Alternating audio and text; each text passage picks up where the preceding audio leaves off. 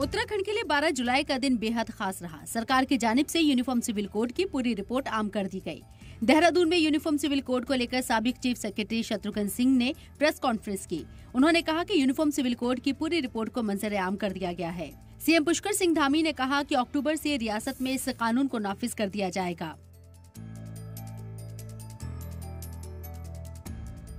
उत्तराखंड की धामी सरकार ने 27 मई 2022 को यूसीसी का ड्राफ्ट तैयार करने के लिए एक 5 रुकनी कमेटी बनाई थी।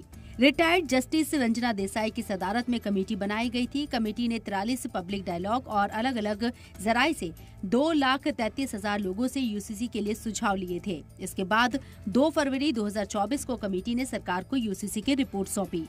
इसके बाद सीएम धामी ने 7 फरवरी को यूसीसी के ड्राफ्ट को असेंबली के पटल पर रखा। इसे असेंबली में ध्वनि मत से पास कर दिया गया।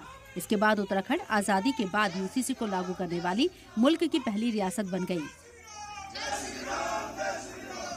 अब सवाल ये है कि क्या मरकजी हुकूमत मुल्क में एक बराबर कानून के लिए यूसीसी लाएगी, और अगर लाती है तो इसका मुल्क की सियासत से लेकर लोगों पर क्या असर होगा। ब्यूरो रिपोर्ट, सलाम टीवी।